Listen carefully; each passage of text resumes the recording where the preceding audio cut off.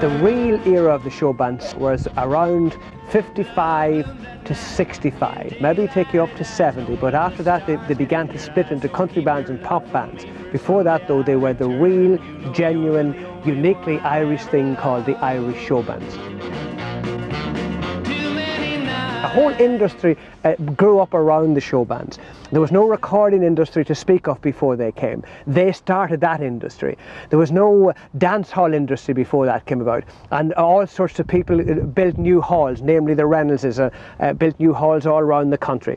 And the beginning of the pop industry came to Ireland at that particular time.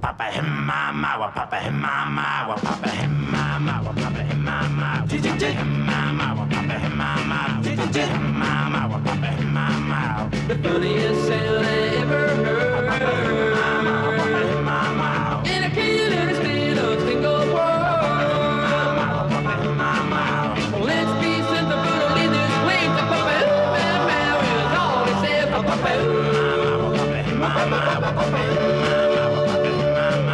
says. At one stage that industry grew up and it had 10,000 people employed in it, well over 500 full-time professional bands. Where's my ring to show the world that she belongs to me? There are as many at the heyday of the show band working full-time in it as there is in the meat industry now. Eternally. A most marvellous time that brought us out of the dark ages, brought new industry with us, and we're a travelling jukebox bringing the pop sounds of the world to Ireland at that time. The Clipper Carlton, that's where you begin in the whole show band industry. They began with the Hugh Tourish Band in Strabane in 1950, and they played just for the sheer joy of it. They went to a place called Fintona in County Tyrone. There's a competition, the priest ran a competition to see what might be a good name for this band. We never intended using it, it was only a gimmick. And three of the names that came up on that night in Fintona were the Bad Harvest Band, because everybody thought it was a bad harvest this year. The other one was the Woodbine Dance Band, because there wasn't a player among them. And the third one was the Clipper Carlton Showband, the Clipper Band, because the Clippers were planes that used to fly in and out of Lough Erne and had this wonderful magic of being a new world and a new era and a different place. And Hugo Quinn, the late Hugo Quinn, being a signwriter, saw the wonder of that, and he said we could have CC, Clipper Carlton. And so they went to a place in Dundalk, and on the edge of the wall there they saw the Clipper Carlton Showband, and that's the first time that the word showband was used, and that was in the early 50s. It's very hard to remember what the Clipper Carlton sound was like, actually, because they didn't record in their heyday. They didn't record until 1967. And by that stage, they were 17 years on the road, and the band had gone through a split or two by that stage. But the Clipper Carlton brought all the new things. Victor Craig was their manager. He brought in percentages into dance halls, not just a straight fee.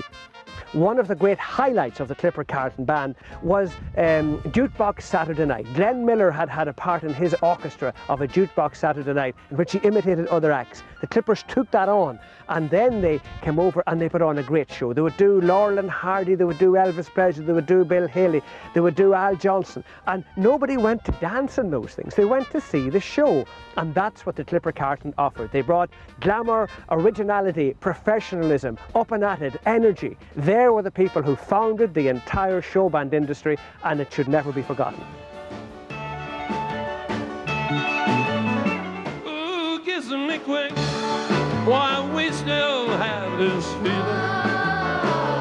Well, of course, if the Clipper Carlton were the founding fathers of the Showband Era, and nobody would ever doubt that, the people who brought it to a completely new plane were the Royal Showband under the management of T.J. Byrne.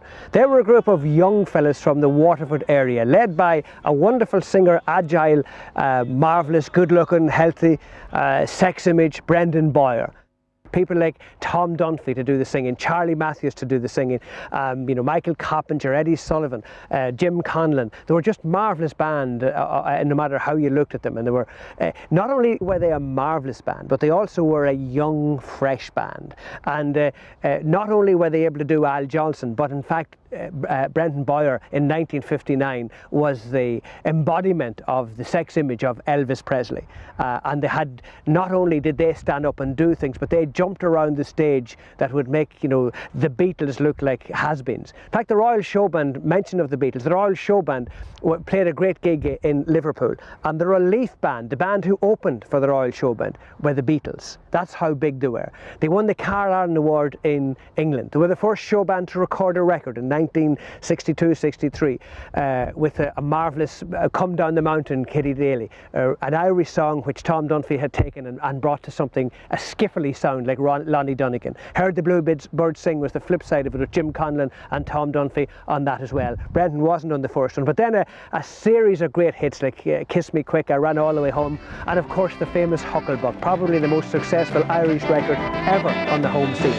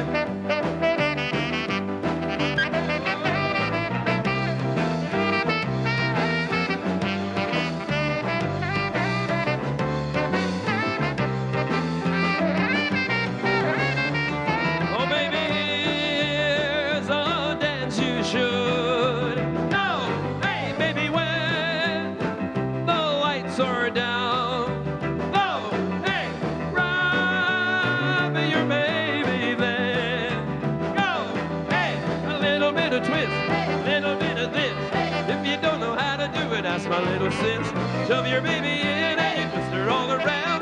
Start shaking, baby, and you move it all about. Wriggle like a snake, wobble like a duck. That's what you do. Do the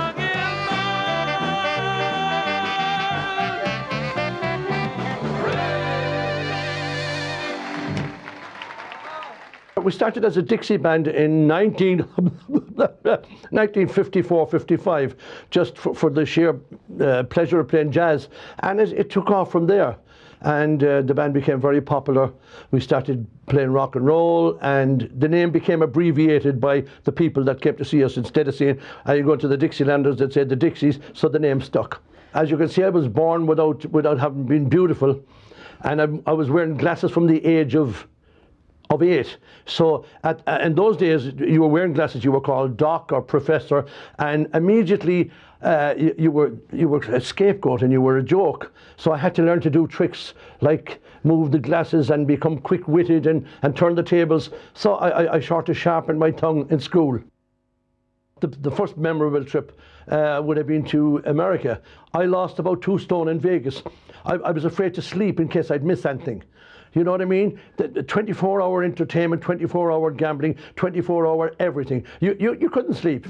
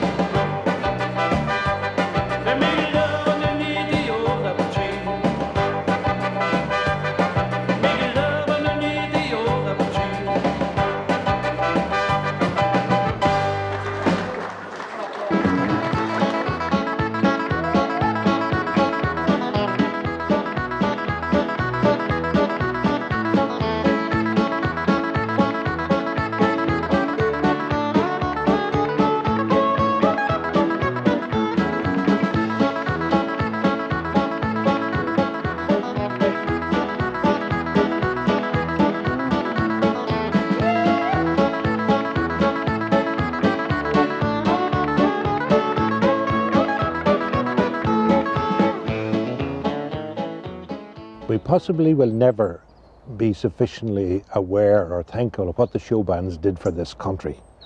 They were the first type of entertainment where we went to different areas and we had cars. But they had a particular interest in Northern Ireland. They brought everyone together as they never were before and they never were since. In 1959, I decided I'd have to try and get the Royal Showband to Belfast. And a lot of people were doing the same. They were chasing TJ all around the country. I went to see him in Fermoy. He said he had 3 solid offers for Belfast, but I said, I'll make you an offer.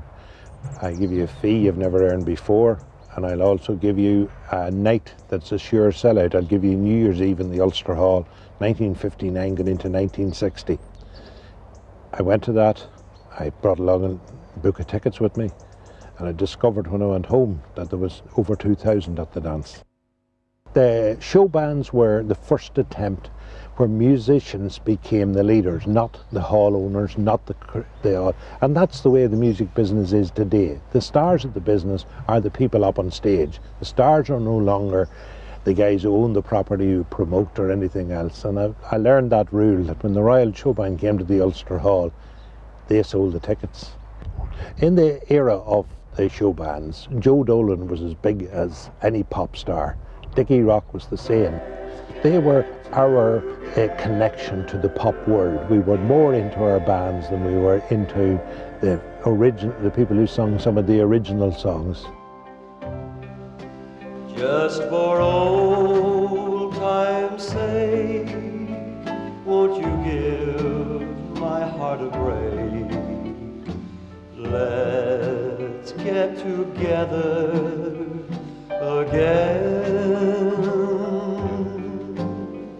Let's relive the times I was yours and you were mine.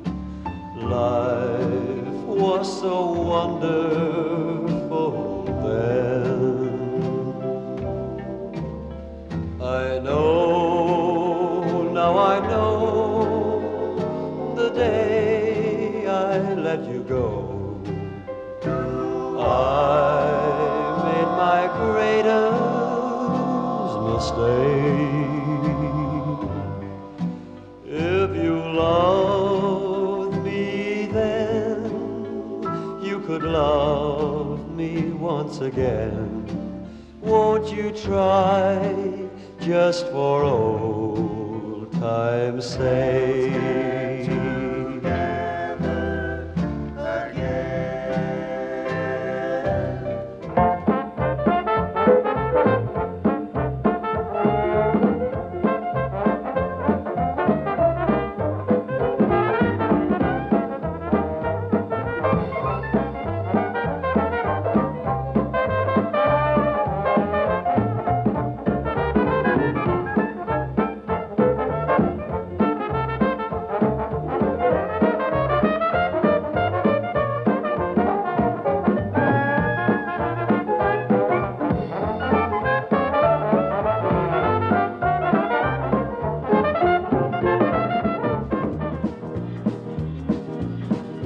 Knocking on my door. Old man trouble. I know you've been here before. Old man trouble.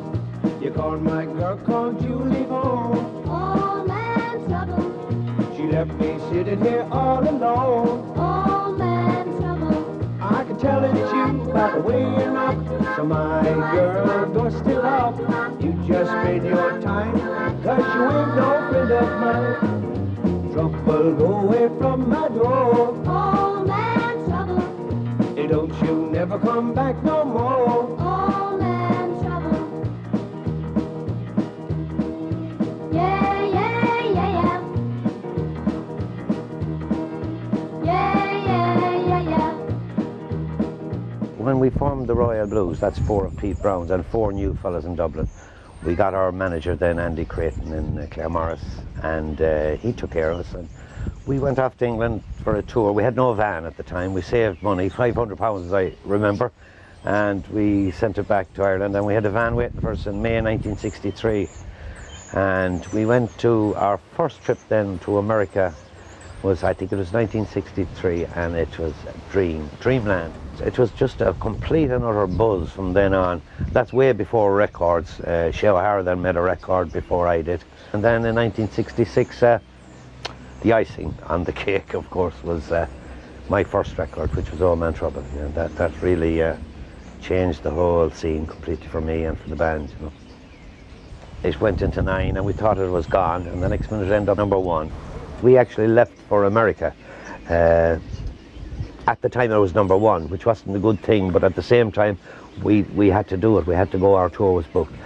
While in America then we did television with the Sonny Fox show, The New Yorker, with Carmel Quinn.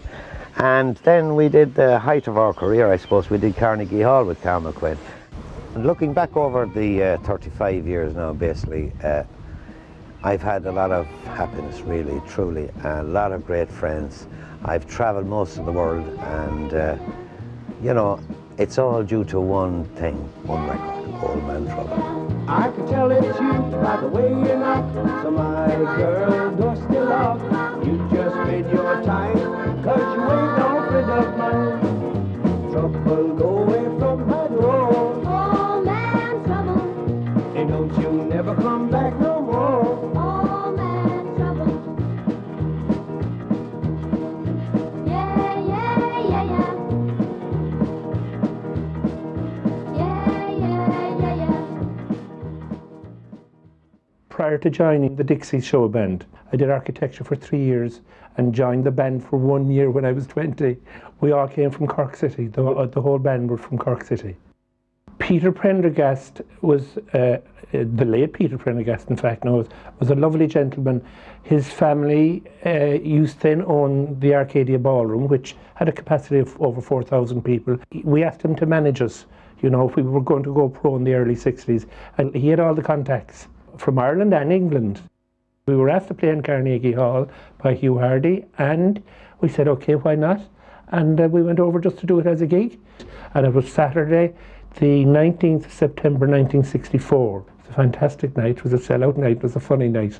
And when we were there, Bill Fuller said, like, as you're here now, you might as well stay. So we did New York, Boston, Chicago, Philadelphia, Pittsburgh, Cleveland, a weekend in each. So we didn't get home for about three months.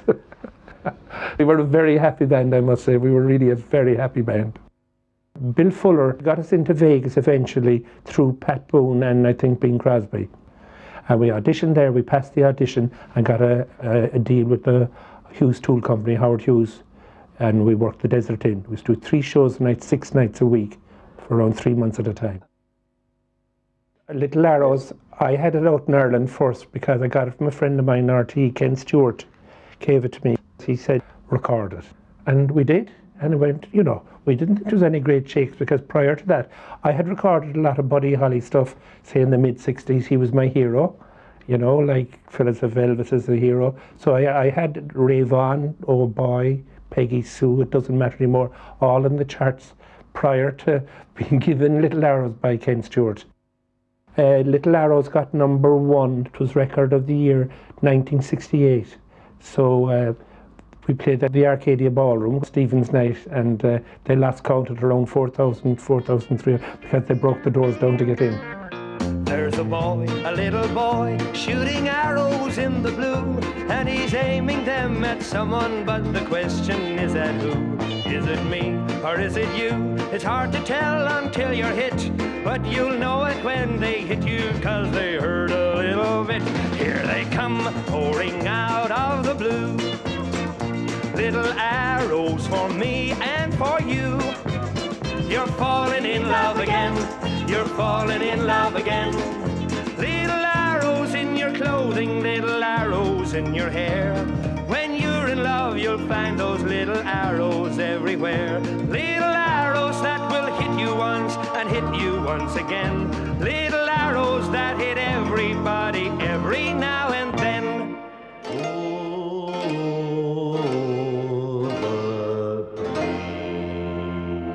Some folks run and others hide, but there ain't nothing they can do. And some folks put on armor, but the arrows go straight through. So you see, there's no escape, so why not face it and admit that you love those little arrows when they hurt a little bit. Here they come, pouring out of the blue. Little arrows for me and for you. You're falling in love again. You're falling in love again. Little arrows in your clothing, little arrows in your hair. When you're in love, you'll find those little arrows everywhere. Little arrows that will hit you once and hit you once again. Little arrows that hit everybody every now and then. Here they come, pouring out of the blue.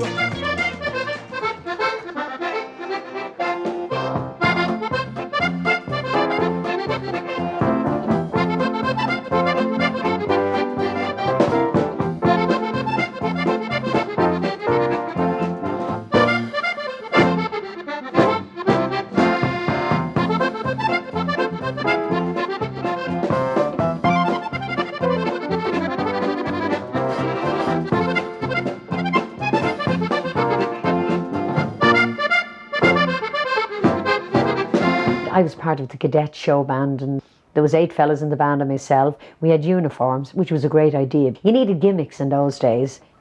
It was very colourful. It was, I think it had to be the most colourful outfit among all the bands. And we started in January of 1962. I joined the band when I was 17, and I was doing what I always wanted to do, was sing. It was fantastic to think from that age I was actually doing what I wanted to do. It was real hard work. I had hair to do. Do you remember that hair? I think I must have been the first person in Ireland who backcombed their hair. That took me an hour and a half, nearly an hour and a half to do. We were on Thank You Lucky Stars, which was like Top of the Pops today. And the Stones were on it as well. And Helen Shapiro on that. So we got photographs taken with them, which was great. They gave us the photographs because we still have them. What was great about the band was, and I'm sure it was with all the bands, they tell you themselves, it became family.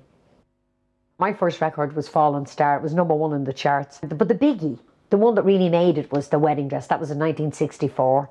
And I remember the problem we had coming up to the time to do Wedding Dress, because there was a little monologue, the talk a bit in the middle. And Pat Murphy was the leader of the band, and he didn't like the idea that people would actually be standing. They'd have to stop dancing and stand while I was talking. I said there was no need to, because the music kept going on. So he didn't want it. He got new lyrics written for that part, and I knew it was a bad idea. So I remember one day we were going in the van, and I said to him, look, I'll tell you what I do. If you leave the song the way it is, I'll wear a wedding dress. And he looked at me, he said, you must be joking. I said, I will. I'll wear a wedding dress if you buy it.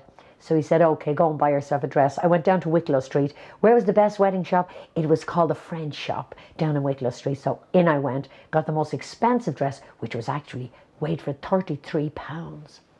I mean, that was big money then. It was brilliant. The first time I performed the song was out in the Arcadia Bray. Oh, a huge big place. And who was running it? Tom Costello. He was their manager. My God, they couldn't get the smile off his face after that night. I think there was over 3,000 people there that night.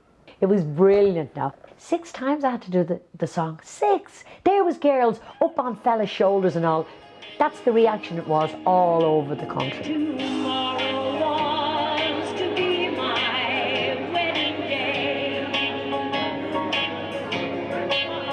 but I gave my wedding dress away.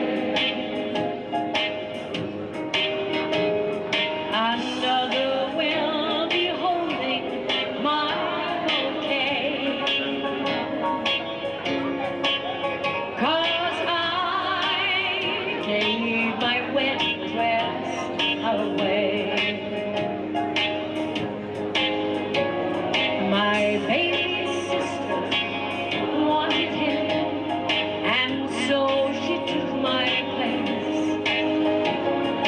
It's worth a broken heart to see the smile upon her face.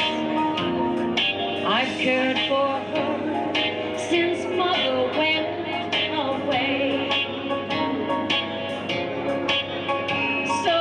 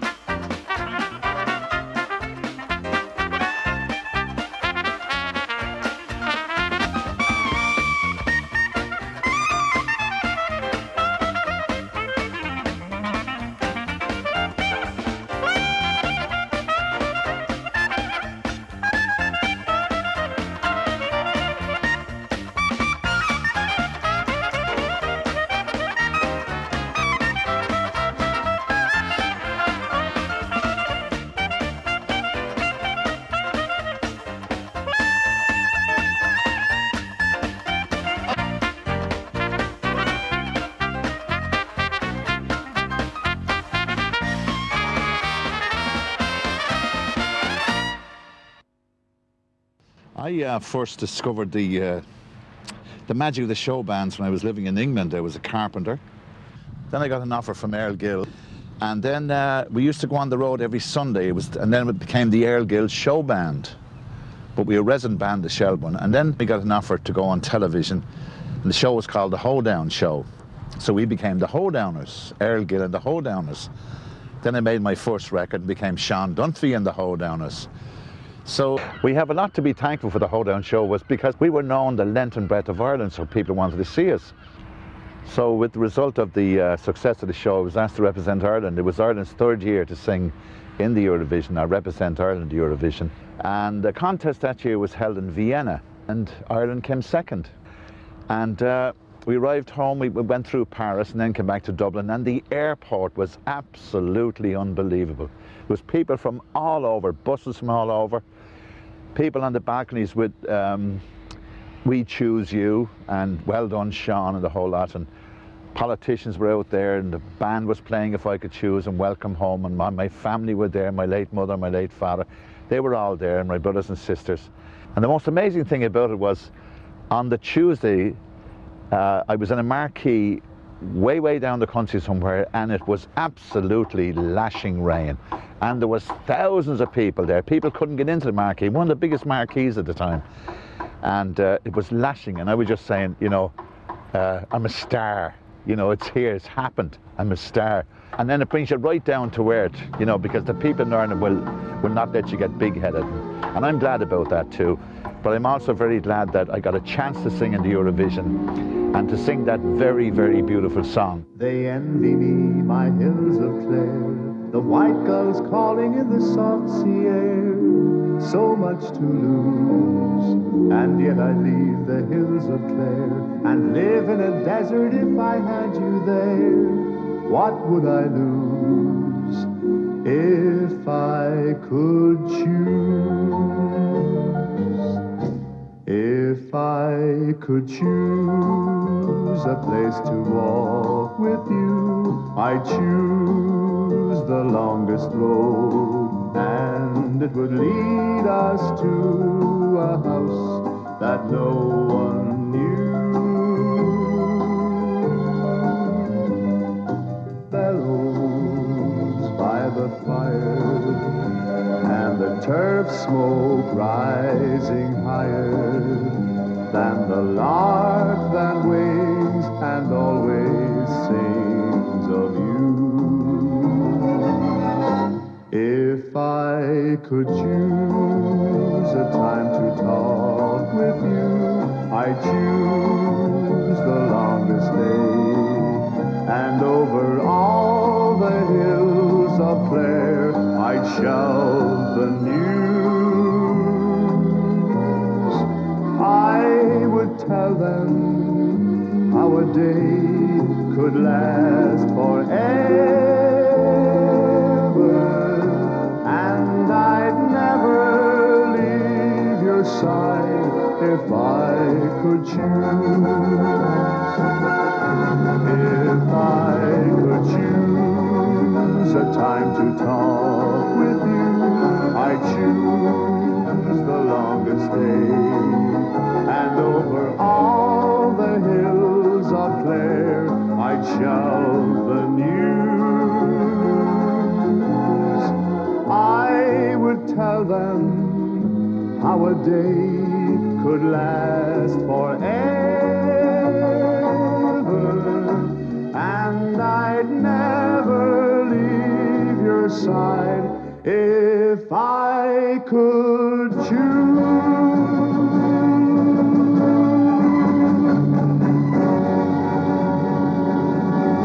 Well, I actually got into the showband business, for want of a better word, I think by accident. I met Paul Sweeney first, and I asked Jimmy Hogan, who I knew very well from the Blue Clavins, and I asked Butch, who I knew from the Blue Clavins as well, to join us. A fellow called Eddie Ryan was playing sax and clarinet with us, and Pat Lockman was playing trombone. Now, they weren't prepared to go to the full professionalism, and we had a grand little band going there, but in a very, very light-hearted way. So Paul Sweeney and myself, we sort of went out hunting, and the first fellow we saw was Don Long playing with Donny Collins. And the next thing, Paddy Cole came down. We saw Paddy playing. And Paddy, of course, picked himself as well. He was a good young fella, rock and roll image, good tenor player, good clarinet player. So that was it. But of course, the Capitol was strictly modelled on the Clippers, because I think the Clippers taught us our trade anyway. I used to see them in Galway as a student, and I admired every single thing they did. Now, as well as that, which was very, very important, was Tom Doherty was a great, generous and decent manager, because, you know, we had the best of everything. We had the best of clothes, we had the best of instruments, anything we wanted. Tom said, no problem, go for it. Of course, at this stage, the band were sort of there were no real stars in the band. It was a Capitol Showband, and the lads did the Dixieland, I did the country, Johnny did the Irish stuff, and Don did Angelina, Butch did his lovely slow ballads, the Pat Boone stuff, and he was also the rhythm guitar player, a great guitar player. But then, of course, Eurovision came along, and that turned up a different thing altogether, because Butch went away to Naples as just a member of the Capitol Showband. But he came back an absolute star that was way up there. Butch, of course, had a fabulous recording career, and Phil Coulter played no small part in that, because he wrote Fool on Time for us. He was there for most of our productions, and all our good stuff, Phil was involved. My poor heart feels like breaking, 'cause I'll never see you again. Still nobody knows I am crying, 'cause I'm walking the streets in the rain. My tears are mixed through the raindrops, and I feel like I can't stand the pain. Still nobody knows I am crying, 'cause I'm walking the streets in the rain. Then Butch left, and then suddenly there was a void. There was nobody to make records. So Johnny came up with the record to me, and he said, you know, I'm after listening to Bobby Bear singing this thing. He said, maybe we should do it. And I did The Streets of Baltimore. And it was very, very successful, which I'm grateful to this day for. And then after that, we're sort of still looking for another one. And Eddie Masterson, God be good to him, suggested the Black Velvet Band for Johnny. And Johnny did the Black Velvet Band, and of course that surpassed anything that we've ever done before, including all of Butch's good ones. Johnny's was the one that really done it. It was a really great business to be in, and I'll always be grateful, I suppose, for the fact of the great people that we met through those years, and particularly the great musicians. I always found that great musicians were always the nicest people you ever met in your life, that no corners to them. And it was just a pity it had to go away, but like all good things, it had to end. Well, I used to smile when I was a pup, sailing down the Nile in a China cup, with the recipe for a lovely day sticking out of my back pocket. But it wasn't always such a pretty sight, 'cause we used to fight like cats and dogs till we made it up in the ballroom. Ballroom dancing made a man of me. 1, 2, 3, 4. I just plain adore your ballroom dancing. Seen it on TV. I got what I got from ballroom dancing. Big BD. Yes, the showband business, I remember it well. Why wouldn't I? I was so long in it, I think maybe it was like being in an institution. And every moment of it was absolutely fantastic. If I were 25 years younger, I would do it all over again.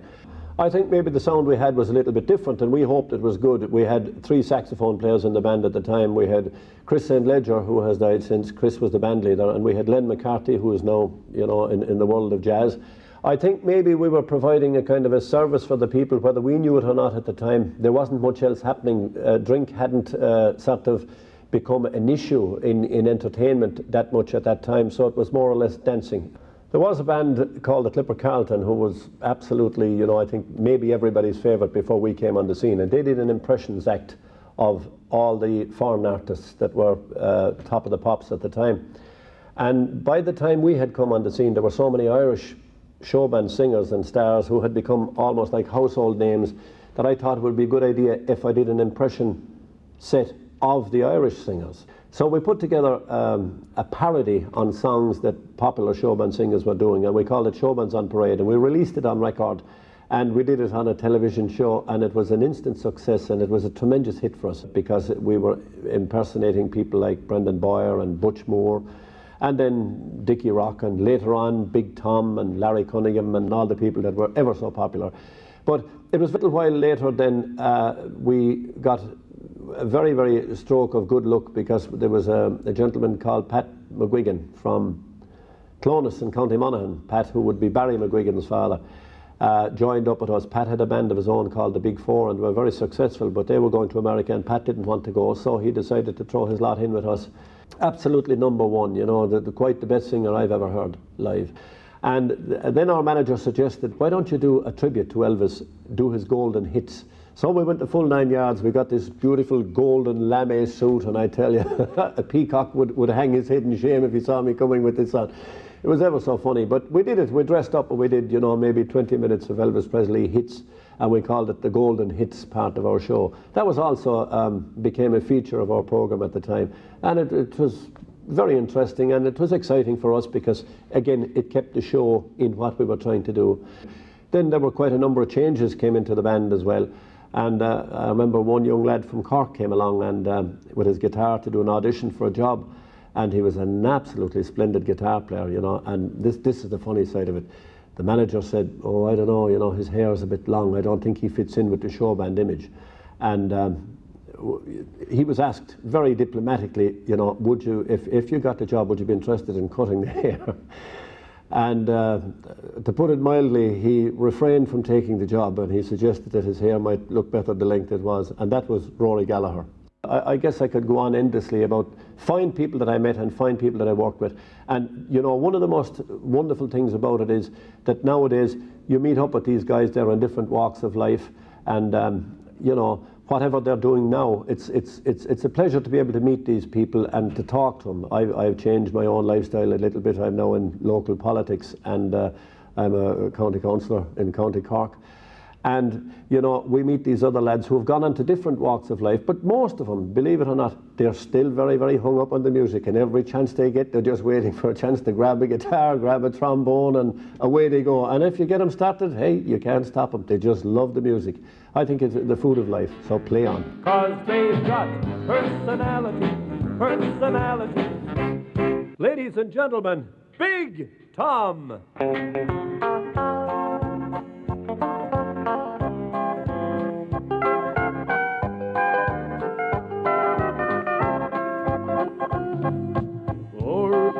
Roads winding to a town in County Galway, o'er dusty roads, forever in the caverns of my mind. They've got personality, personality, personality, personality, personality, personality,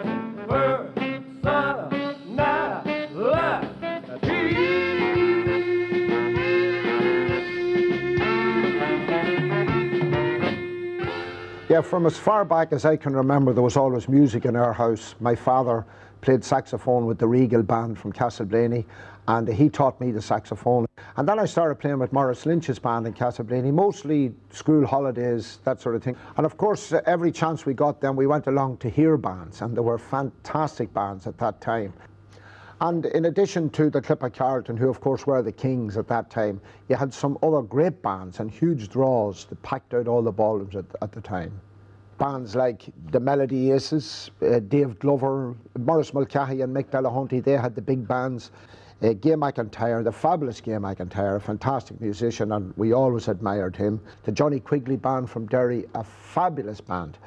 Johnny Flynn was a huge draw around our part of the country. They used to run trains and buses to Johnny Flynn's gigs at the time, which was most unusual at that time.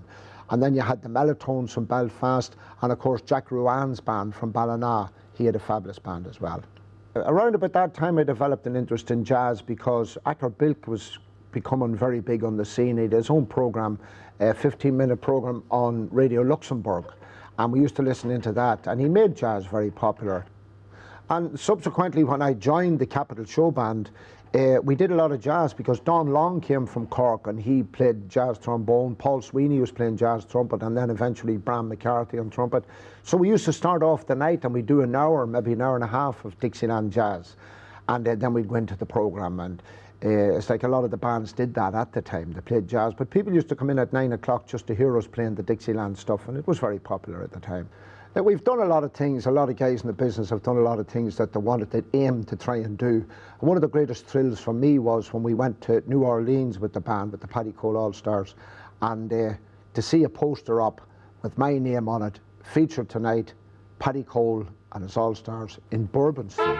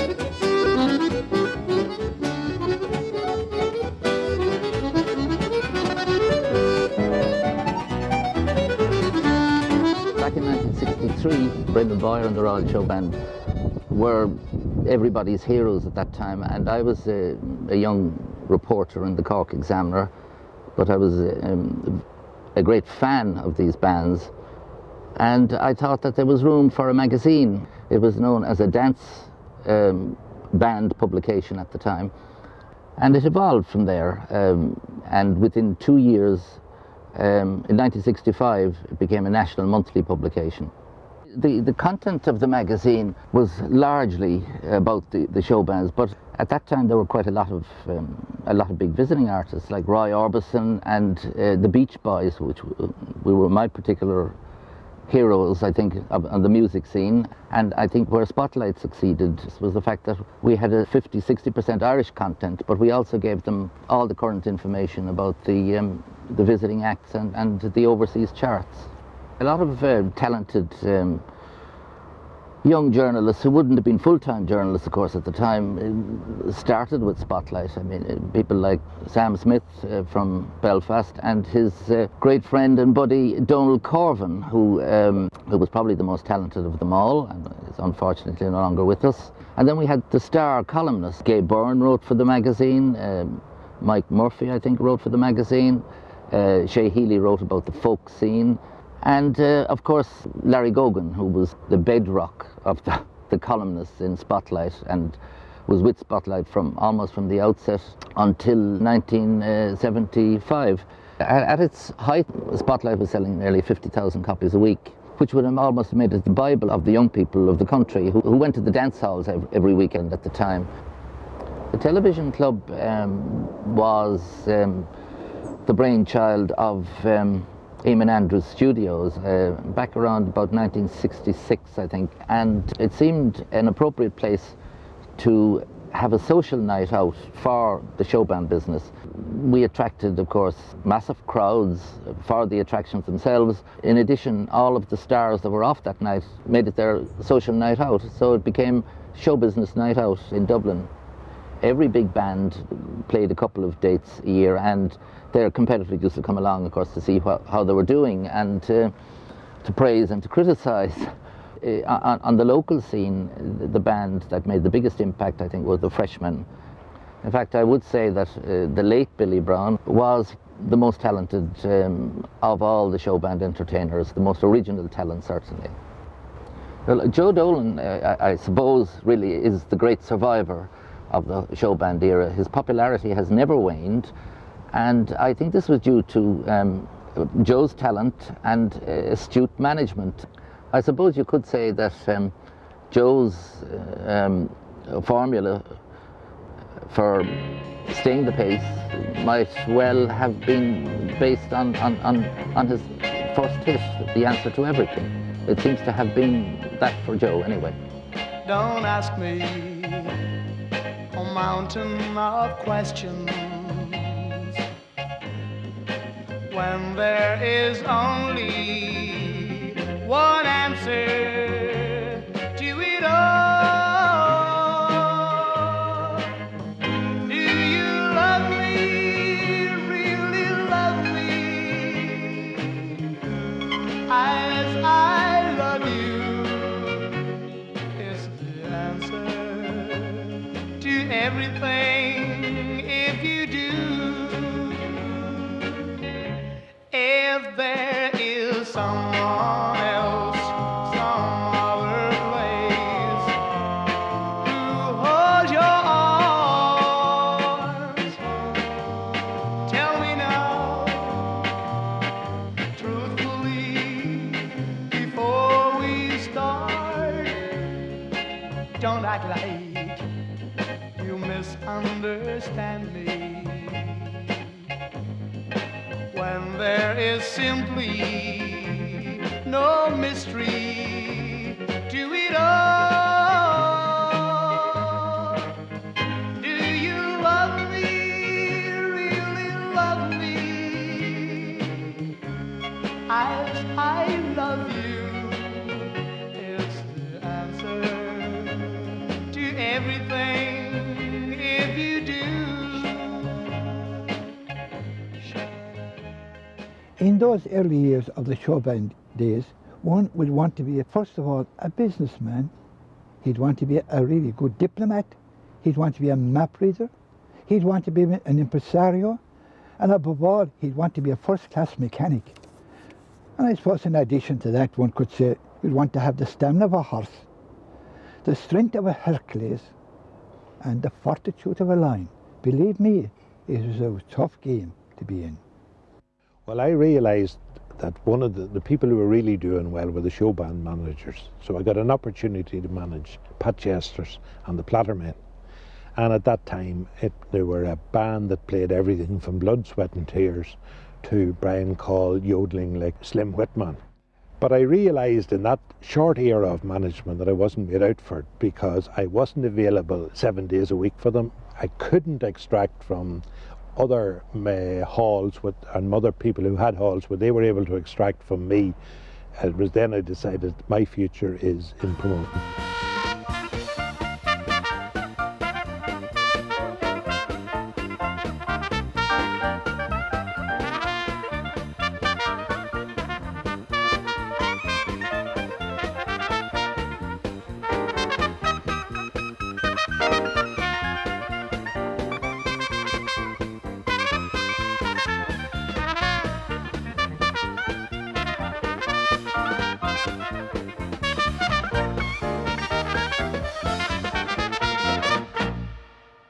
DJ Curtin was from Tralee and the lead singer in a Kingdom combination called the Kerry Blues. He recorded some very fine Irish ballads, but he gained national recognition and stardom for his amazing impersonations of Tom Jones. He joined the Big Eight and found fame and fortune in Las Vegas, doing what he does best, singing in the Tom Jones style. I saw the light on the night that I passed by her window. I saw the flickering shadows of love on her blind. She was my woman. As she deceived me, I watched and went out of my mind. Yeah!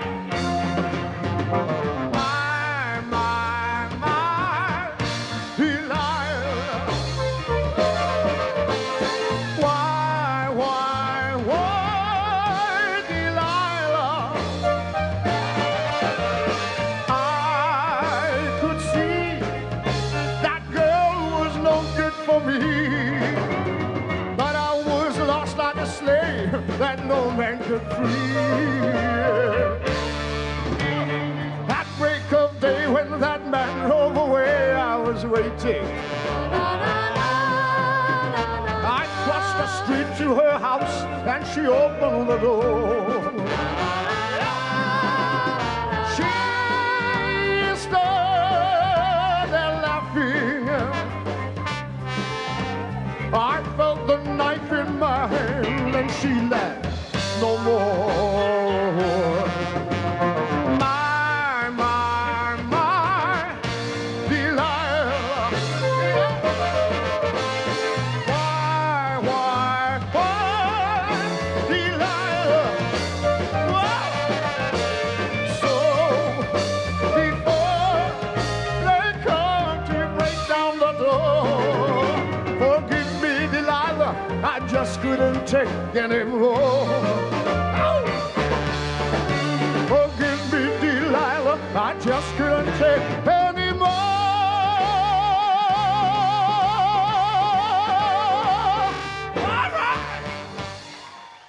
I came into the business in the late 1950s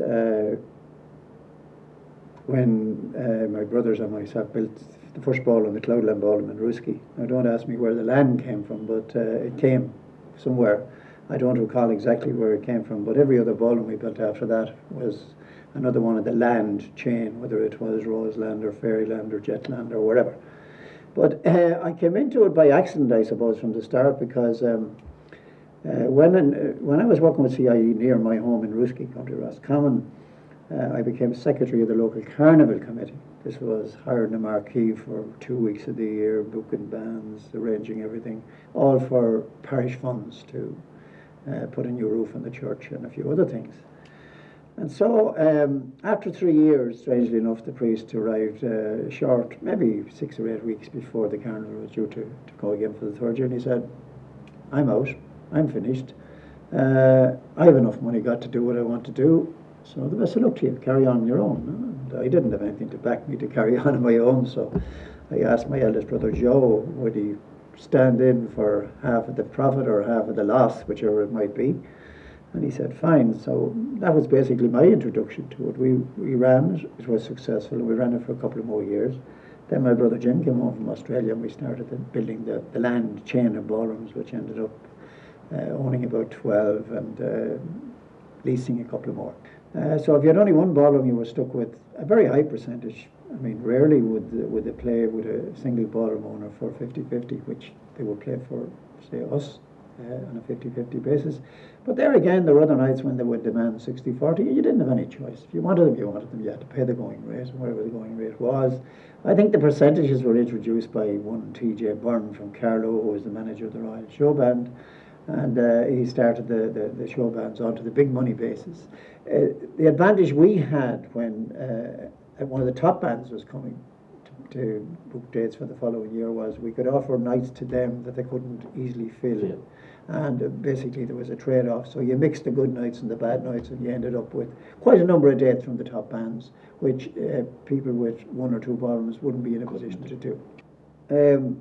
Sunday night was a big band, a big night in rural Ireland, and if a particular band hadn't a full house, anything from 1,000, 1,200, 1,500, or indeed sometimes over 2,000, questions were being asked. Was it the ballroom that was failing, or was it the band that was failing? And seldom, if ever, they ever pointed the finger at themselves. There's something wrong with the venue, or the opposition was too strong, or whatever. But no, they drew fabulous crowds. The Melody Aces came from Oh-Mow-Mow. And they were excellent in rural Ireland, not in places like Limerick or Athy or places like that, but in rural Ireland, very big. Mighty Avens, I saw them grow from being a Kelly band to one of the top showbands. I saw Big Tom and the Mainliners grow. I remember Joe Dolan played for nothing for a week. For a week during the Quinsworth range of dances, for a whole week for nothing, just to get known. It was a tremendous period for change. I mean, it changed the whole face of rural Ireland. I mean, it was a social change in Ireland. And the development of the show bands, which became a big industry later, and the development of the ballrooms, provided the meeting place for boy and girl where it didn't exist except in some small parish halls around the country. But it was great to see the industry develop, employ so many people, and then turn the whole tables around and start to export their music and their talents and themselves, going out to do tours abroad instead of importing them into Ireland. Tremendous change to see during my lifetime in the whole showband business.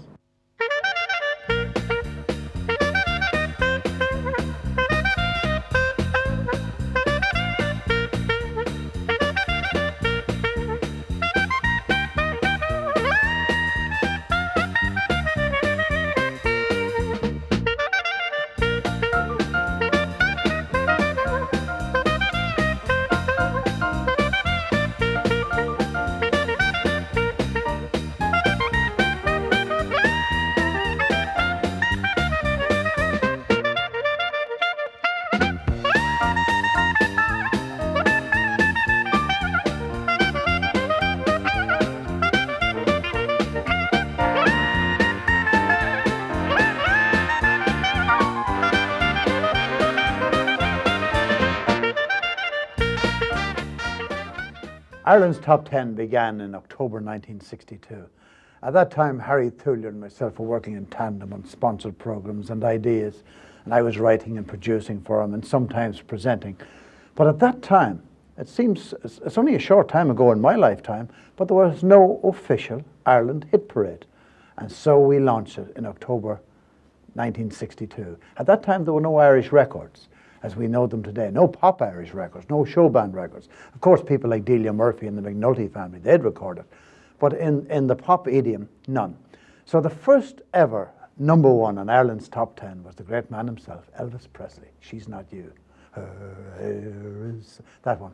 And under the top was Ned Miller from A Jack to a King, and that later became number one.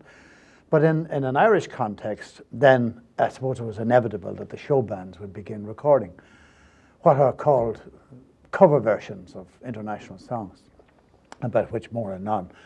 But the first of those may very well have been Tom Dunphy, Come Down the Mountain, Katy Daly.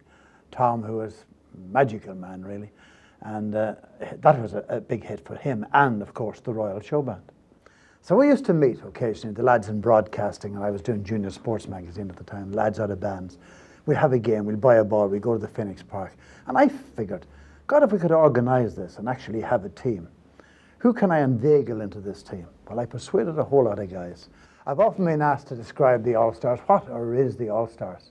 And I said, show business people, sports people, and friends thereof. But of course we had to have opposition as well. And that very first night in Ballyjamestuff, in the stadium there, we met a mix of the mighty Avens and the Drifters. Now, when great footballers are spoken about around the fire in years to come, there won't be a word about Peter Smith or Ben Dolan or those. But anyway, that was the first opposition. And in this mixture of fellas, we had Mel Austin. He played 2 games for us that night, his first and his last. Larry Cunningham was in that team as well. Shea O'Hara. And left half forward was Doc Carroll, Royal Blues, of course. And the late Michael Hand, spotlight as he was then, he was full forward. Centre half back on our first night was Dermot O'Brien. It was only 9 years after it that Louth had won the All-Ireland. At centre half forward was Brendan Boyer. What an athlete. What a great footballer. I mean, you talk about Marco van Basten or Peter Canavan, H.R. Hardhead, Brendan Boyer, and Dickie Rock. Now you're talking about a footballer. The dazzling footwork of Dickie Rock. Butch Moore, what position am I playing? Left corner forward, Butch. Where's that? Well, the commentator will tell you. Listen, we had some fellas in our time. We had some fellas. But we've raised in that time over £3 million. And the net was the gross, or the gross was the net, because we had no expenses. The late Liam Campbell, who was a secretary and a commentator from all that time, Liam kept the records, and Liam was meticulous in this sort of thing. And he always had it index linked, and that's how I know. I took Liam's word. And he was marvellous. He was there the first night and never ever missed. He was at more games than any other single one of us, the late Liam, missed by us all. Can I mention something else about the show bands, which I think is very important? There are many young, smart-ish people around now who said, but sure, they didn't write their own material or anything like that. There was nothing original about it. To which I respond, that's what songwriters are for. Songwriters write music in America or Britain or wherever so that other people will record it. As many people as possible record it, because the more people who record it, the better it is for the song.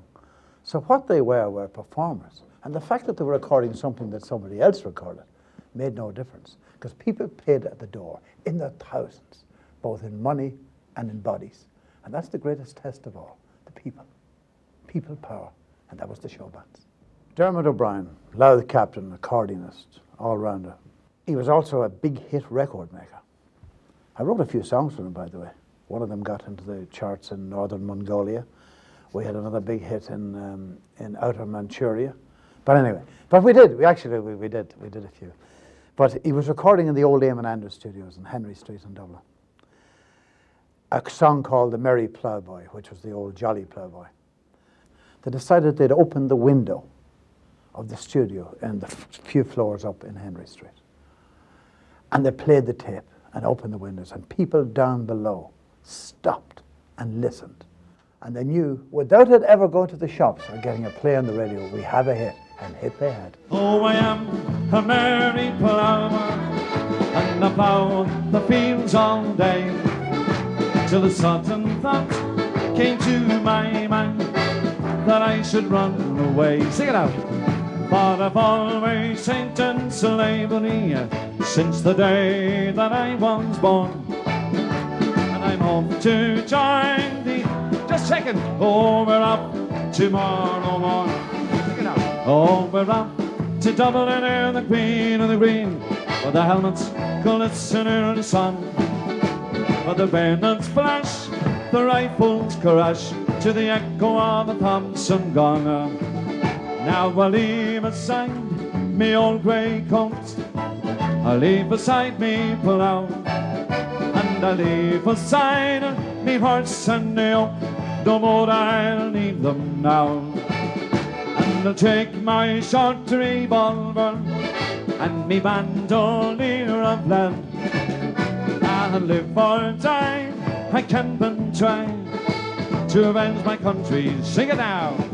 Oh yes, we're off, doubling in the green and the green, where the helmets glisten in the sun, where the bayonets flash, the rifles crash, to the echo of the Thompson gun. One more.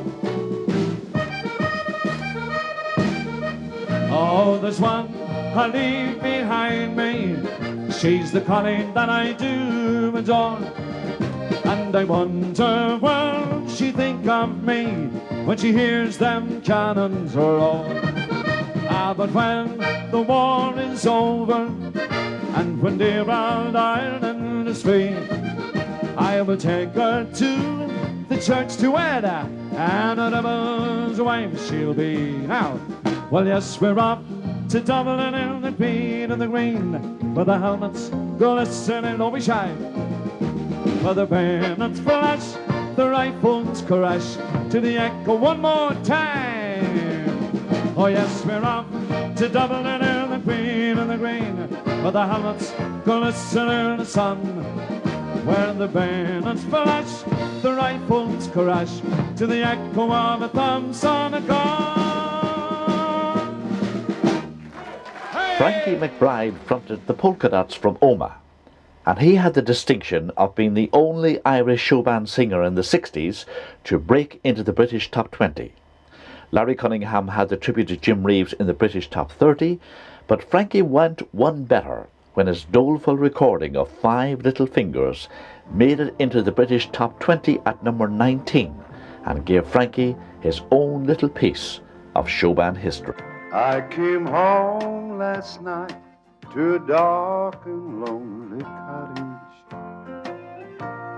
I took the wreath of the door, and somehow I stumbled inside. I just can't, I said live without her. Give me one reason to live, now that my darling has died. And then 5 little fingers touch my hand. 5 little fingers, too young to understand.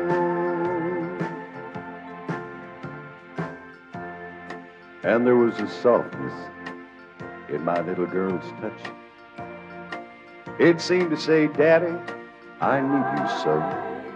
It had only took 5 little seconds for 5 little fingers to tell me all that I wanted to know.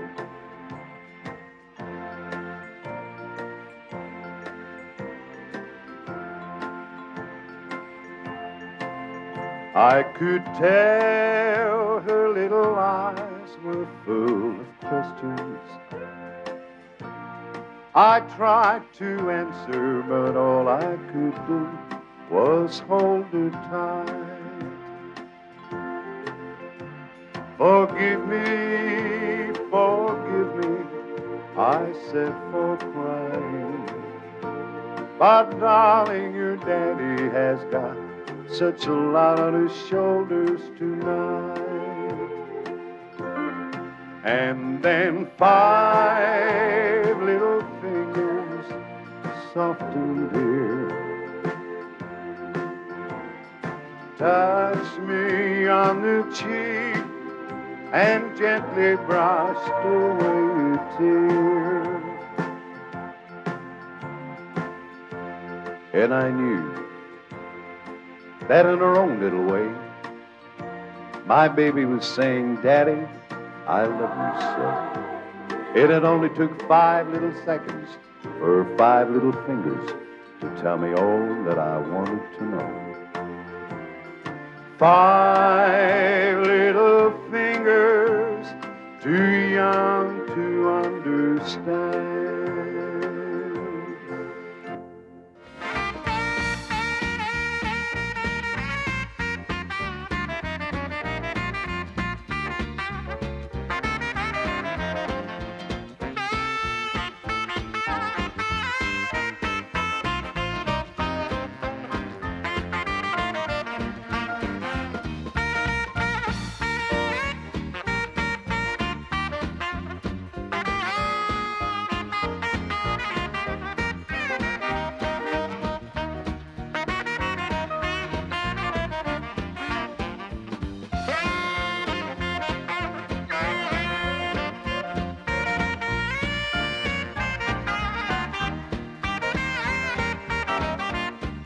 actually, just before the Pacific Showband, I was actually with Earl Gill in the Shelbourne Hotel alongside Jim Farley, and we were playing all the dress dances and the hunt balls and all the rest.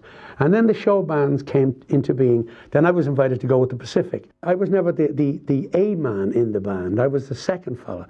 Sean Fagan was our lead singer, and he had 2 major hits. As for myself, I was mainly the saxophone player, and I did all the announcements in the band at that time. I was kind of the front man. So I did 2 songs, which was one, No One Knows, and the other one was called No One Will Ever Know. The band became Sean Fagan and Sonny Knowles. I got sort of equal billing by then with Sean. Whenever we went, there was Sean Fagan, Sonny Knowles of the Pacific Showband. I spent the next 6 years, I think, 5 or 6 years with the Pacific, and it went on and on from there. And in time, I suppose I was getting a little bit older, getting very tired of it, and I sort of wanted to get out. By that time, the cabaret had started off in the pubs and lounges and things in Dublin, and I decided I'd try that. So before I knew where I was now a recording star.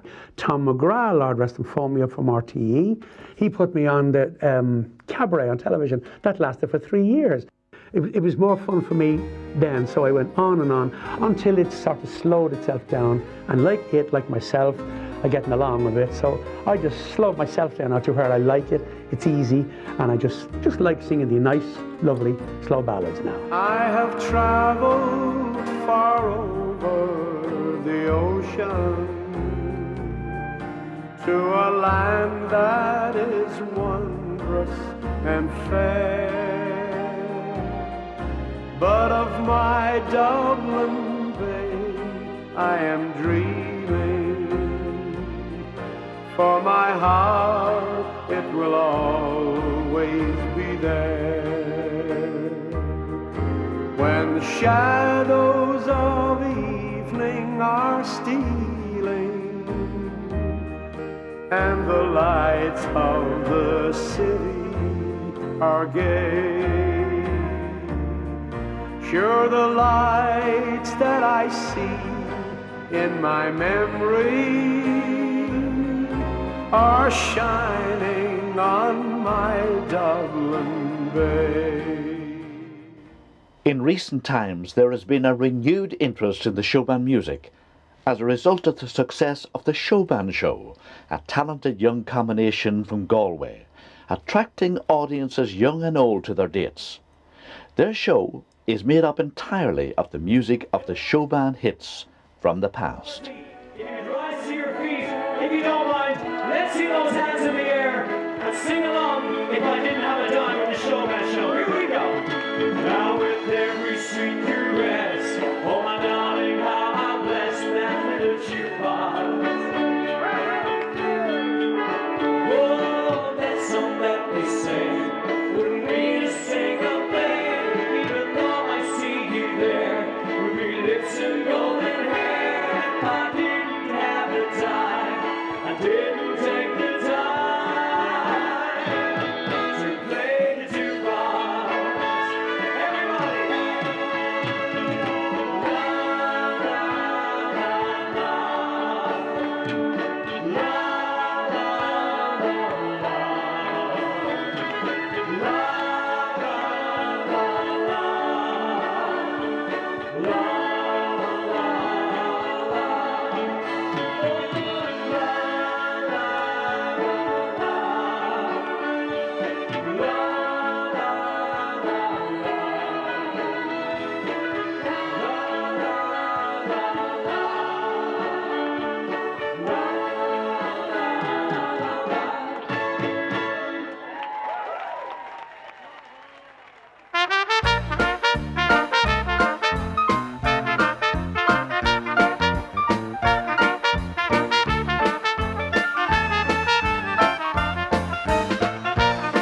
I really enjoyed producing this video, and I had a great deal of help from a lot of people.